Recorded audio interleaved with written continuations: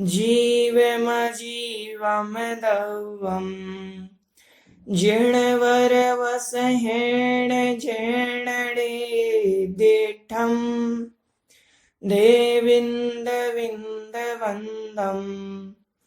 वन्दे तं शवदा शिरसा। बोलिए आदिम तीर्थंकर श्री आदिनाथ भगवान की जय। जय कल्याणी द्वादशांग जिनवाणी माता की जय। संत शिरोमणि आचार्य गुरुदेव श्री विद्यासागर जी महामुनिराज की जय। परम पूज्य निर्यापक श्रमण पूज्य मुनि पुंगव श्री सुधा सागर जी महाराज की जय। अढ़ाई दिवस समस्त महामुनिराजों की जय। सभी को जय जिनेन्द्र। हमने कल विषय देखा था आकाश द्रव्य के विषय में कि आकाश द्रव्य क्या है। तो हमने जाना था जो पुद्गल धर्म अधर्म ये जो सारे द्रव्य हैं इनको अवकाश देता है, स्थान देता है, रहने के लिए जगह देता है, उसे आकाश द्रव्य कहते हैं। आकाश द्रव्य की हमने दो भेद जाने थे कि आकाश द्रव्य दो भेद वाला है। पहला लोकाकाश, दूसरा लोकाकाश। लोकाकाश जिसमें पुद्गल धर्म अधर्म आकाश और काल ये सारे द्रव्य जिसमें पाए जाते हैं उसे लोकाकाश कहते हैं। इसके बाहर अनंत आकाश द्रव्य जो है उसे अलोकाकाश कहते हैं। अनंत आकाश का परिमाण कोई परिमाण नहीं, कितना बड़ा है कितना है इस विषय में कोई जानकारी नहीं, वह अनंत है, बस इतना जानना। ठीक है, चलिए आइए अब हम आगे की गाथा देखते हैं। हमने आकाश द्रव्य तक विषय को समझ लिया था।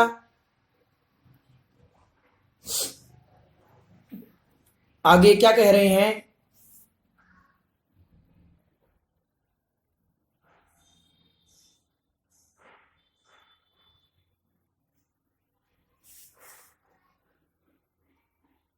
ये आकाश द्रव्य के भेद हमने समझ लिए थे कि लोकाकाश और अलोकाकाश।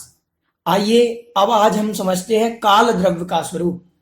अंतिम द्रव्य जो है हमने जीव का स्वरूप समझ लिया, पुद्गल का समझ लिया, धर्म अधर्म का समझ लिया, आकाश द्रव्य का समझ लिया। अंतिम जो छठा द्रव्य है वह काल द्रव्य है। उस काल द्रव्य का हम स्वरूप समझते हैं। दव्य परिवट्ट रूवो, दव्य परिवट्ट रूवो, जो सो कालो हवैव व्यवहारो, परिणामादि लखो, परिणामादि लखो, वट्टण लखो या पर मठो, बट्टण लखो या पर मठो।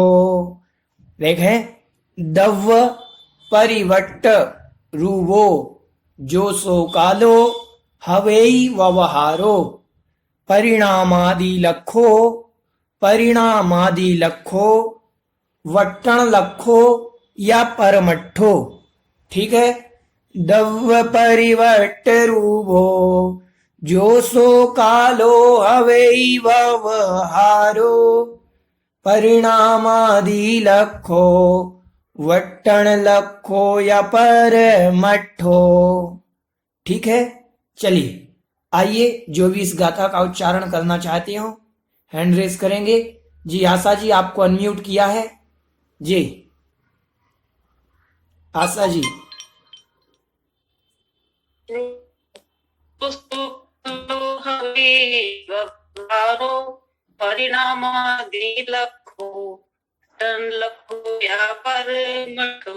ठीक, स्मिता जी शाह आपको अनम्यूट कर रहे हैं।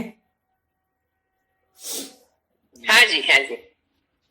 दव्य परिवट्ट रूवो, जो सो कालो हवेई व्यवहारो, परिणामादि लखो, वट्टण लखो या परमट्टो।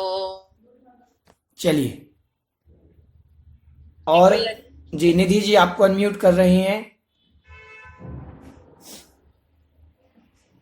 जी जी। दव्य परिवट्ट रूवो, जो सो कालो हवई व्यवहारो परिणाम आदि लक्को वट लक्को या पर मट्टो। सारिका जी कोटा आपको अनम्यूट कर रहे हैं।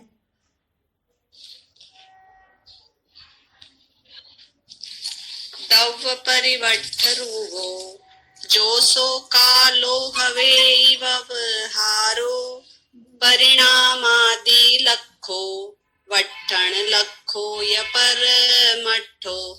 चलिए अलका जी आपको अनम्यूट कर रहे हैं। जी दव परिवट्ठ रूपो जो सो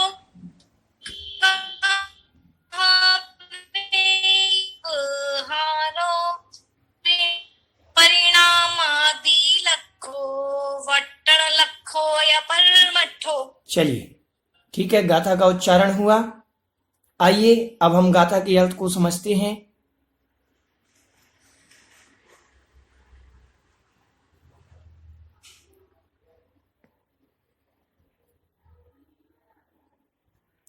कह रहे हैं दव्य परिवट्ट रूपो। दव्य मतलब द्रव्य, परिवट्ट मतलब परिवर्तन, रूपो मतलब परिवर्तन स्वरूप।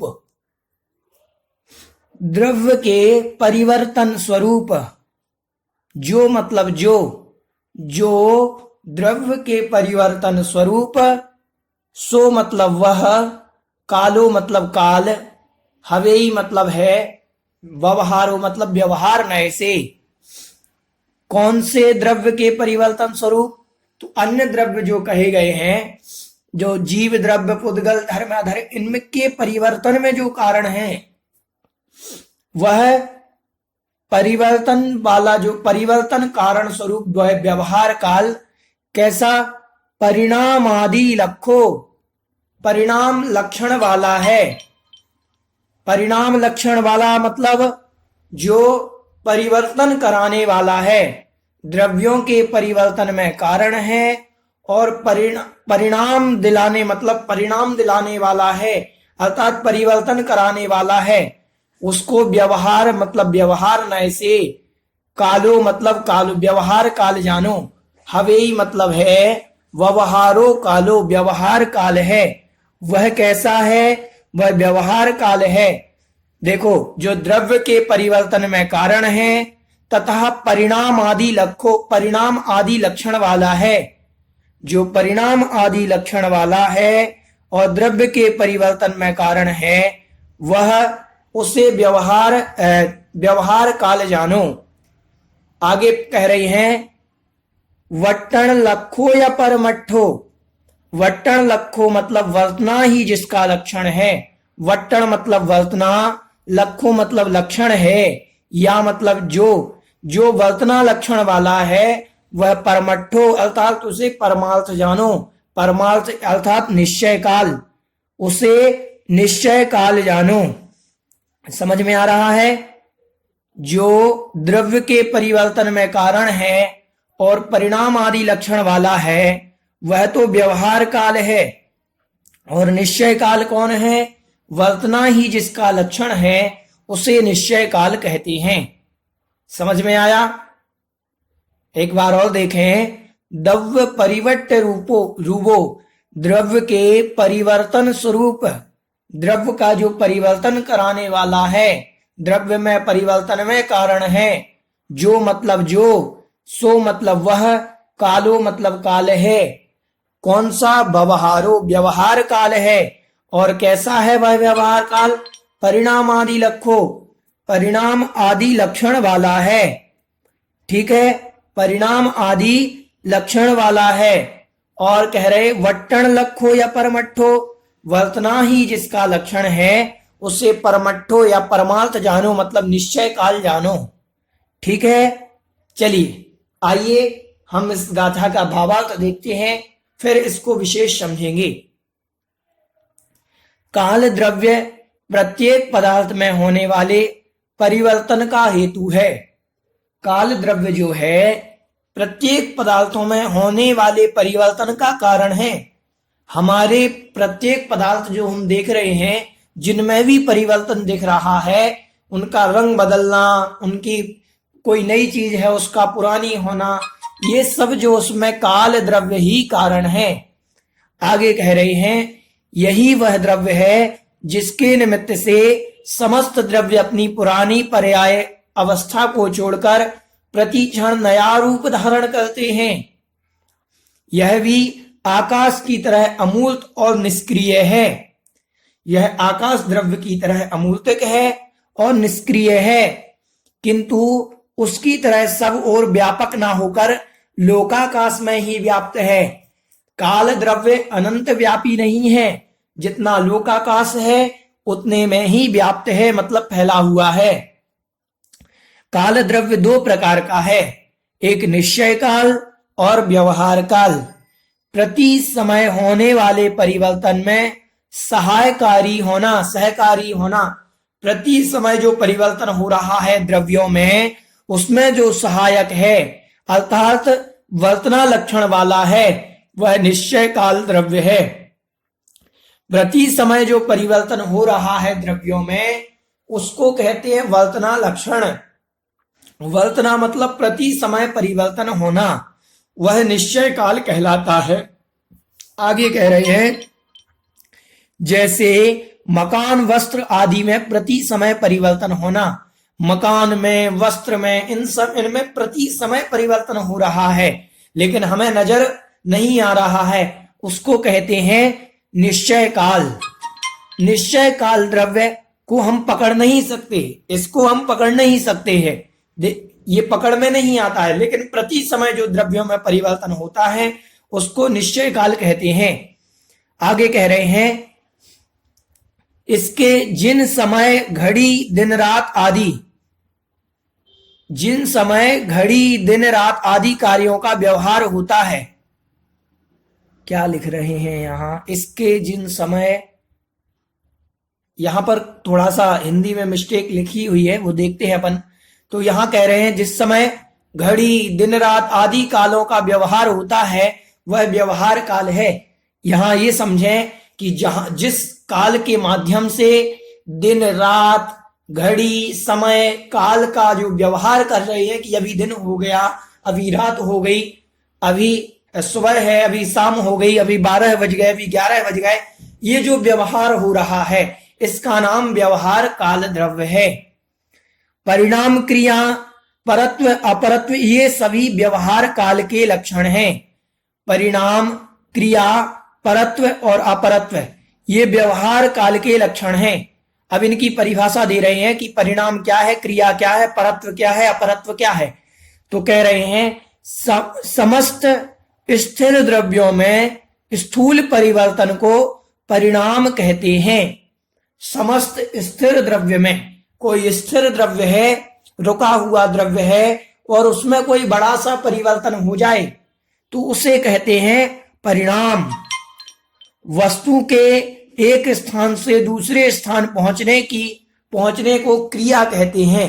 एक स्थान से दूसरे स्थान पहुंचा तो उसमें व्यवहार काल सहायक हुआ, तो ये जो हुआ क्रिया, इसको कहते हैं क्रिया। प्राचीनता को परत्व और नवीनता को अपरत्व कहते हैं। जो प्राचीनता है, प्राचीनता की बात करेंगे तो व्यवहार काल से कही जाएगी, लेकिन उसे परत्व व्यवहार काल कहेंगे, और जो नवीनता की बात होगी उसे अपरत्व व्यवहार काल कहेंगे। परत्व और अपरत्व दो वस्तुओं के बीच होता है। परत्व और अपरत्व दो वस्तुओं के बीच होता है। अमुक 2 वर्ष छोटा है, ये अपरत्व है। ये अमुक 2 वर्ष बड़ा है, ये परत्व। तो कोई व्यक्ति बड़ा है तो वो 2 वर्ष पुराना है, मतलब पहले जन्म हुआ इसका, तो वो परत्व में आएगा, और 2 वर्ष बाद जिसका जन्म हुआ वो अपरत्व। तो 2 के बीच में ही होगा परत्व और अपरत्व। ठीक है, चलिए, किसी की कोई जिज्ञासा इस विषय में? काल द्रव्य समझ में आया? समझें काल द्रव्य क्या है। जैसे धर्म अधर्म द्रव्य कुछ वहां करते नहीं, सहायक होते हैं उदासीन रूप से, ऐसे ही काल द्रव्य पूरे लोकाकाश में अलोकाकाश की वत निष्क्रिय और कुछ करने वाला नहीं, फैला हुआ है। अब इसमें क्या परिवर्तन आता है, जैसे हमारा ये कपड़ा प्रति समय गंदा हो रहा है, लेकिन हमारी दृष्टि में नहीं आ रहा, तो ये निश्चय काल के कारण प्रति समय गंदा हो रहा है, लेकिन दृष्टि में नहीं आ रहा, तो इसे कहेंगे वर्तना क्रिया, वर्तना लक्षण वाला। तो ये निश्चय काल के अंतर्गत आएगा। ये दीवार प्रति समय पुरानी हो रही है, प्रति समय गंदी हो रही है, लेकिन हमारी पकड़ में नहीं आ रही, तो इसे कहेंगे वर्तना, क्योंकि ये निश्चय काल। अब हम देख रहे हैं कि रात हो गई, दिन हो गया, 3 बज गए, 4 बज गए, ये जो काल परिवर्तन हमें समझ में आ रहा है सूर्य चंद्रमा के माध्यम से, तो ये जो है ये पकड़ में आ रहा है, इसको हम कहेंगे व्यवहार काल। ठीक है। निश्चय काल स्वयं तो परिवर्तता है, काल द्रव्य स्वयं तो परिणमन करता है और अन्य द्रव्यों को परिणमन में सहायक होता है, उसे काल द्रव्य जानो। काल द्रव्य स्वयं परिणमन करता है और अन्य द्रव्यों के परिणमाने में सहायक होता है, उसे काल द्रव्य जानना चाहिए। ठीक है। चलिए, इस विषय में किसी की कोई जिज्ञासा? आशा जी, आपकी कोई जिज्ञासा? आपको अनम्यूट कर रहे हैं जी। ये वर्तना किसे कहते हैं? अभी आपने बताया वही है ना, इसका जो निरंतर से चेंज बदलता हाँ, रहता जो है, प्रति समय उसको वर्तना परिवर्तन कहते हैं। है उसका नाम वर्तना है। प्रति समय परिवर्तन का नाम वर्तना है। द्रव्यों में जो प्रति समय परिवर्तन हो रहा है उसको वर्तना कहते हैं। ठीक ठीक ठीक। किसी और की जिज्ञासा इस विषय में? चलिए, समझ में आ गया सभी को? काल द्रव्य की परिभाषा समझ में आ गई सभी को? चलिए, आइए अब हम देखते हैं आगे। एक मिनट, स्मिता जी, आपकी कोई जिज्ञासा है जी? हाँ जी भैया जी, ये वर्तना में वो काल द्रव्य अपने आप जो परिवर्तन होता है, हमको पकड़ में नहीं आता, अपने आप जो बदल सकता है, वो वर्तना बोलता है ना, इसलिए। हाँ, स्वयं काल अपने द्रव्य, आप परिवर्तन। हाँ, अपने आप में स्वयं काल द्रव्य भी पलट रहा है और अन्य द्रव्यों में भी परिणमन ला रहा है। काल द्रव्य में भी परिणमन हो रहा है, अन्य द्रव्य में भी परिणमन हो रहा है, बस हमारी पकड़ से बाहर है, उसको कहते हैं निश्चय काल, वर्तना लक्षण वाला। द्रव्य ठीक। अपने आप सभी कार्य होते रहते हैं, हाँ हाँ परिणमन होता रहता है। हाँ, प्रति समय जो परिवर्तन हो रहा ठीक है है। भैया। चलिए, आइए आगे देखते हैं हम।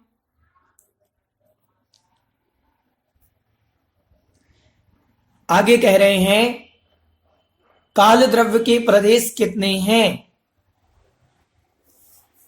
लोयायास पदेशे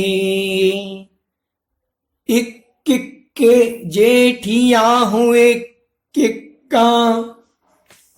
देखें, थोड़ी सी गाथा कठिन है। लोयायास पदेशे इक्के जेठिया हुए किक्का रयणाणम राशि में ते कालाणु असंख्य वाणी। रैणाणम राशि में ते कालाणु असंख्य वाणी। लोयायास पदेशे इक्के जेठिया हुए किक्का रैणाणम राशि में ते कालाणु असंख्य वाणी। ठीक है। गाथा का उच्चारण कोई करना चाहते हो? हैंड रेस करेंगे जी। अलका जी, जी स्मिता जी साहब आपको अनम्यूट कर रहे हैं जी। स्मिता जी साहब जी हाँ जी हाँ जी हाँ जी हाँ जी, करती हूँ। लोयाया सपदेशे इक्के जेठिया हुई किक्का रयणाणं राशिमिव ते कालाणु असंख्य वाणी। अर्चना जी कोटा आपको अनम्यूट ठीक कर है। रहे हैं। ठीक है। जी जी, अर्चना जी कोटा। लोयायात प्रदेशे चिक्कारेणाणं रातिमिव असंख्यदौवाणि। ठीक है, थोड़ा सा और प्रयास करना पड़ेगा। जी, सारिका जी कोटा आपको अनम्यूट किया। लोयायास प्रदेशे लोयायास प्रदेशे इक इक्के जेठियाहु इक्किक्का रयणाणं राशिमिव ते कालाणु असंख्यदौवाणि। चलिए, अलका जी आपको अनम्यूट कर रहे हैं। लोयायास पदेसे इक्किक्के जेठिया हुए किक्का रैणाणं राशिमिव ते कालाणु असंख्य दावाणि। निधि जी आपको अनम्यूट कर रहे हैं।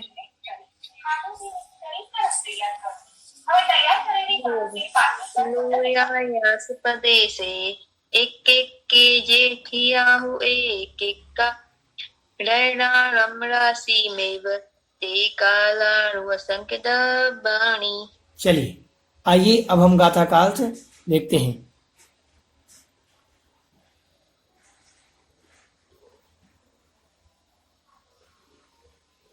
आगे कह रहे हैं, लोयायास प्रदेशे, लोकाकाश के प्रदेश पर। लोयायास प्रदेशे मतलब लोकाकाश के प्रदेश पर। लोकाकाश के कितने प्रदेश? असंख्यात। लोकाकाश के प्रदेश कितने? असंख्यात। लोकाकाश की बात चल रही है। पूरे आकाश द्रव्य के तो अनंत हैं, लेकिन लोकाकाश के जो हैं वो असंख्यात प्रदेश हैं। उन असंख्यात प्रदेशों पर एक एक प्रदेश पर, लोकाकाश के जो प्रदेश हैं उन एक एक प्रदेशों पर, जे मतलब जो, ठिया मतलब स्थित हैं। कौन स्थित है? एक एक प्रदेश, एक एक प्रदेश स्थित हैं। किसके? काल द्रव्य के। लोकाकाश के एक एक प्रदेश पर जो स्थित है, कौन स्थित है? एक मतलब काल द्रव्य के एक एक प्रदेश, जो कैसे हैं? रैणाणम राशि में, रत्नों की, रैणाणम मतलब रत्नों की, राशि में राशि की तरह। जैसे बहुत सारे रत्न हमने एक साथ देख लिए, भर लिए एक बाल्टी में, तो वो रत्न वास्तविकता में सारे दिख एक रहे हैं, लेकिन वो अलग अलग हैं। एक एक रत्न अलग अलग है। तो रत्नों की राशि की तरह। ते मतलब वे काल अणु, वे काल द्रव्य के अणु, असंख्य द्रव्यवाणी, असंख्यात द्रव्य हैं। तो वे काल द्रव्य के अणु असंख्यात हैं। जैसे धर्म द्रव्य एक है, अधर्म द्रव्य एक है, ऐसा काल द्रव्य एक नहीं है। काल द्रव्य है तो एक, लेकिन वह एक एक प्रदेशी होने के कारण असंख्यात द्रव्य वाला हो गया। ठीक है, काल द्रव्य एक प्रदेशी है, ऐसा जानना। ठीक है, लोकाकाश के एक एक प्रदेश पर, जे मतलब जो, ठिया मतलब स्थित है। कौन स्थित है? काल द्रव्य के प्रदेश। कैसे? एक एक प्रदेश, एक एक प्रदेश लोकाकाश के एक एक प्रदेशों पर स्थित है। कैसे है? रैणाणम राशि में, रत्नों की राशि के समान। इस कारण से ते मतलब वे काल अणु, काल द्रव्य के जो अणु हैं वो असंख्य द्रव्यवाणी, असंख्यात द्रव्य हैं। समझ में आया? आइए इसका भावार्थ देखते हैं। कह रहे हैं, लोकाकाश के जितने प्रदेश हैं उतने ही कालाणु हैं। लोकाकाश के जितने प्रदेश हैं उतने ही काल द्रव्य के अणु हैं। पदार्थों में यह बलात् परिणमन नहीं कराता। देखो, यह बलपूर्वक परिणमन नहीं कराता पदार्थों में। यह जैसे धर्म द्रव्य जबरदस्ती नहीं चलाता किसी को, ऐसे ही काल द्रव्य किसी को बलपूर्वक परिणमन नहीं कराता कि परिणमन करो, बल्कि इसकी उपस्थिति में, इस काल द्रव्य की उपस्थिति में पदार्थ स्वयं अपना परिणमन करते हैं। अगर काल द्रव्य नहीं होता तो पदार्थ परिणमन नहीं कर पाते, लेकिन काल द्रव्य किसी को परिणमन कराता है जबरदस्ती, ऐसा नहीं है। इसकी उपस्थिति में स्वयं अन्य पदार्थ, अन्य जो द्रव्य हैं वो परिणमन करते हैं। लोकाकाश असंख्यात प्रदेशी है, अतः काल अणु भी असंख्यात हैं, क्योंकि असंख्यात प्रदेशों पर एक एक प्रदेश पर एक एक कालाणु है, एक एक प्रदेश पर एक एक कालाणु। तो जितने प्रदेश उतने कालाणु, तो असंख्यात प्रदेशों पर असंख्यात काल अणु हैं। कह रहे हैं लोकाकाश के एक एक प्रदेश पर काल द्रव्य का एक एक अणु रत्नों की राशि के समान भरा है। रत्नों के ढेर का उदाहरण देने का अभिप्राय यह है कि जिस तरह एकत्र होने पर भी उसमें प्रत्येक जुदा जुदा है, वह एक साथ रखे हुए हैं। रत्नों का ढेर लगा दिया, वो एक साथ इकट्ठे दिखने पर भी, एक साथ दिखने पर भी वह अलग अलग हैं, जुदा जुदा हैं। उसी प्रकार लोकाकाश में काल के अणु जुदे जुदे भरे हुए हैं। जुदे जुदे मतलब अलग अलग। आकाश के जितने स्थान में एक परमाणु ठहरता है, आकाश के जितने स्थान में एक परमाणु ठहरता है, उतने स्थान को एक प्रदेश कहते हैं।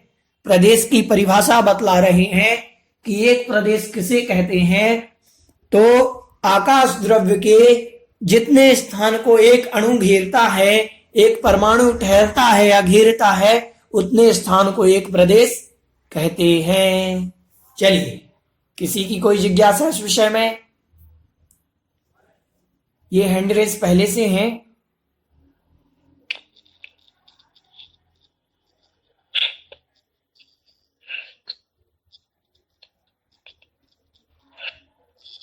एक मिनट, किसी की कोई जिज्ञासा इस विषय में?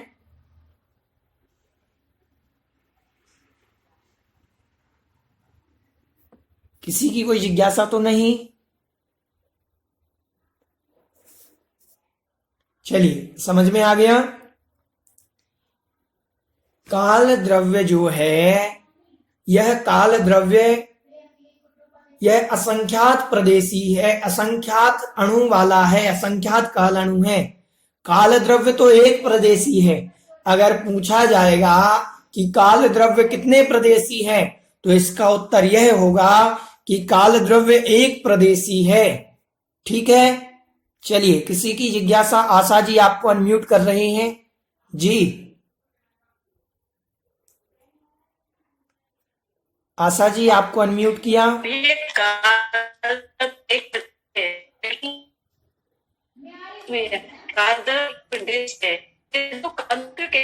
आपकी आवाज कट के आ रही है, क्लियर नहीं आ रही आपकी आवाज। काल द्रव्य एक प्रदेशी है, हाँ, इसको कालाणु क्यों कहते हैं? अब एक प्रदेशी है, कालाणु इसलिए कहा। काल द्रव्य एक प्रदेशी हाँ है। हाँ हाँ, सुनो सुनो, काल अणु एक प्रदेशी जो होता है, एक प्रदेश जिसका होता है, वह सबसे छोटी वस्तु होती है। सबसे छोटा वह अणु होता है, उससे छोटी कोई वस्तु नहीं होती। इसीलिए काल द्रव्य के उस सबसे छोटे प्रदेश को काल अणु कह दिया, क्योंकि अणु सबसे छोटा होता है और एक प्रदेश सबसे छोटा होता है, इससे छोटा कुछ भी नहीं होता। तो एक प्रदेश जितना होता है उतना अणु है काल द्रव्य का, तो काल द्रव्य उतने क्षेत्र को घेर रहा है, इसीलिए उसको काल अणु कहा। ठीक है, चलिए, सोनाली दीदी महाराष्ट्र आपको अनम्यूट कर रही हैं। जय जिनेन्द्र भैया जी। अब ये प्रदेश कैसे समझना? जैसे अगर हम बताए कि हाथ, तो हाथ हम ऐसे बताते हैं कि इसकी लंबाई इतनी ऐसे ऐसे है, लेकिन अब प्रदेश समझना है हमें, तो प्रदेश कैसे समझेंगे हम? और हमारे लोकाकाश के सभी प्रदेश एक जैसे ही रहते हैं? हाँ हाँ, सारे प्रदेशों का जो माप होता है वो बराबर होता है। जितने आकाश द्रव्य के, देखो प्रदेश की परिभाषा नीचे उन्होंने दी थी कि आकाश द्रव्य के जितने स्थान को कोई सबसे छोटा अणु घेरता है, अभी एक गाथा आएगी, जावदीयम आयासम, जितने आकाश को एक अणु घेरता है, कोई भी पुद्गल परमाणु जितने आकाश द्रव्य को घेरता है, कोई सबसे छोटा पुद्गल परमाणु लिया हमने, सबसे छोटा पुद्गल परमाणु, और आकाश द्रव्य के जितने स्थान को वो घेरेगा उसको एक प्रदेश कहेंगे। और यही प्रदेश का माप सारे द्रव्यों का होता है, यही प्रदेश का माप सारे द्रव्यों का होता है। ठीक है, तो फिर असंख्यात कैसे? अनंत प्रदेश होना चाहिए क्या भैया जी? तो फिर नहीं, लोकाकाश तो असंख्यात प्रदेशी ही है ना, क्योंकि लोकाकाश जो है वह असंख्यात प्रदेश वाला है। ठीक है, उन असंख्यात प्रदेशों से मिलकर के लोकाकाश बना है। और अनंत प्रदेश होंगे पूरे आकाश द्रव्य के। आकाश द्रव्य के तो अनंत प्रदेश हैं, लेकिन लोकाकाश के असंख्यात हैं।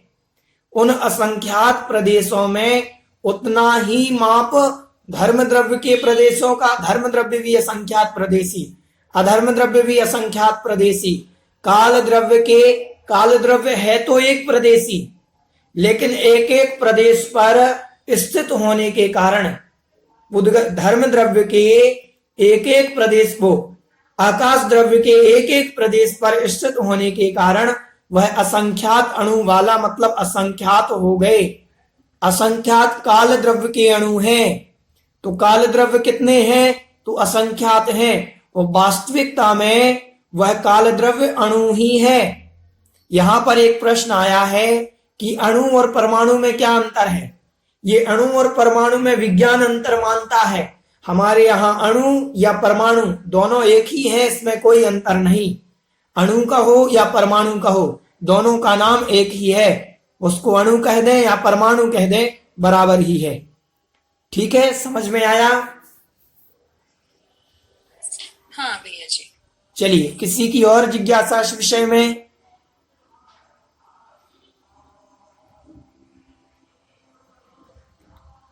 किसी की कोई जिज्ञासा तो नहीं? समझ में आया सभी को? ठीक है, वो असंख्यात प्रदेश हैं लोकाकाश के। उन लोकाकाश के असंख्यात प्रदेशों पर एक एक काल द्रव्य का अणु है, तो एक एक काल द्रव्य का अणु होने के कारण असंख्यात काल द्रव्य के अणु हो गए। ठीक है, इस प्रकार से समझना चाहिए। इस प्रकार से हमारा ये काल द्रव्य का विषय पूर्ण हुआ। 6 द्रव्य में जीव द्रव्य की आगे 14 गाथाओं तक हमने जीव द्रव्य को जाना था। 15वीं 16वीं गाथा में हमने अजीव द्रव्य को जाना, वो पुद्गल द्रव्य को जाना। धर्म द्रव्य को 17वीं 18वीं नंबर की गाथा में जाना। 19वीं 20वीं नंबर की गाथा में हमने आकाश द्रव्य को जाना, और 21-22 नंबर की गाथाओं में हमने काल द्रव्य को जाना। इस प्रकार से द्रव्य संग्रह नामक जो ग्रंथ है, इसमें जो द्रव्यों का कथन आया, ये 22 की तो परिभाषा बन गई। अभी 4 गाथाएं और इन्हीं से संबंधित बनेंगी। इसके बाद आगे का विषय, तत्व का विषय, रत्नत्रय आदि का विषय, ध्यान का विषय प्रारंभ होगा। तो इन 6 द्रव्यों संबंधी किसी की कोई जिज्ञासा? चलिए, आज बस इतना ही। ठीक है, ये काल द्रव्य की जो गाथाएं हैं, ये आप याद कर लें कि द्रव्य परिवर्त्य रूपो, द्रव्य के परिवर्तन में जो कारण है स्वयं तो पलटता है, और अन्य को परिणमाने में, परिणमन में सहायक है, उसे काल द्रव्य कहते हैं। काल द्रव्य किसी को पलटाता नहीं है, परिणमन कराता नहीं है, द्रव्य स्वयं परिणमन करता है, बस सहायक वो बनता है। जैसे जीव और पुद्गल स्वयं चलते हैं, इधर उधर जाते हैं, तो उसमें सहायक धर्म द्रव्य होता है, ऐसे ही काल द्रव्य सहायक है, जबरदस्ती किसी को बलपूर्वक वो परिणमन नहीं कराता, ऐसा जानना चाहिए। बोले जगत कल्याणी द्वादशांग जिनवाणी माता की जय। बोधि समाधि परिणाम शुद्धि स्वात्मोपलब्धि शिव शौक सिद्धि चिंतामणिं चिंतित वस्तुदाने त्वं वन्द्यमानस्य ममस्तु देवी। 9 बार णमोकार।